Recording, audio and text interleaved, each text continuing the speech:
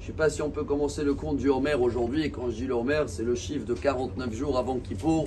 Alors c'est à nous de commencer à se réveiller et non pas attendre encore une semaine ou 10 jours le chauffard pour tout le monde. Les séfarades qui commencent les slichot, ou même les ashkénazes qui ont moins de péché, ils commencent les slichot qu'une semaine avant Rosh Hashanah. Mais quand même, le chauffard, dans 10 jours, on va commencer à le sentir. Et si on veut se réveiller avant le chauffard, comme ça, c'est pas un cinéma. Il y a une phrase dans la paracha de cette semaine, très très belle. Bani matem la Hashem Elokechem. Am kadosh ata la Hashem Elokecha. On est les enfants du roi. Et quand quelqu'un il vit avec ce sentiment toujours qu'il est comme un prince, alors ça va changer notre façon de voir les choses, que ce sera dans les vacances et même pendant tous les jours jusqu'à Kippour. Il y avait en Europe, il y a à peu près 200 ans, des rois, il y avait plusieurs royautés. Il y avait un roi qui cherchait un formateur pour son fils, le futur roi. Il était déjà à 20 ans, il fallait quelqu'un qui l'apprend un petit peu comment être le futur roi.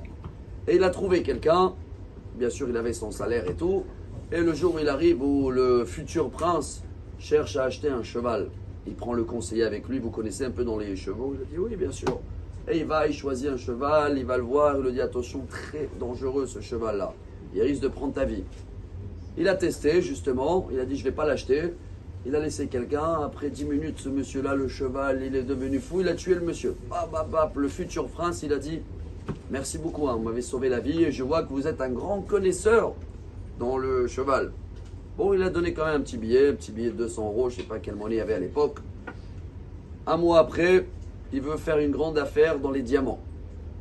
Il va demander au conseiller, vous connaissez dans les diamants bien sûr, ils ont traité toute l'affaire et tout, à la fin il lui dit attention, tu rentres dans cette affaire, tu vas perdre beaucoup d'argent, c'est une arnaque. Et c'est vrai, ce qui s'est passé à la fin, il a vérifié, les diamants étaient faux. Bon, il a donné un petit billet de 200 euros, à la fin il a dit dis-moi, on a avancé un petit peu, qu'est-ce que tu penses sur mes traits de caractère, moi, le futur prince? Alors il a dit je vais te dire quelque chose dans l'oreille, va voir avec ton père, mais je ne crois pas que tu es un enfant un prince. Peut-être il t'a adopté. Oh, il a fait un scandale, il est parti voir ses parents. Et c'est vrai, ça se trouve qu'il était adopté quand il était petit.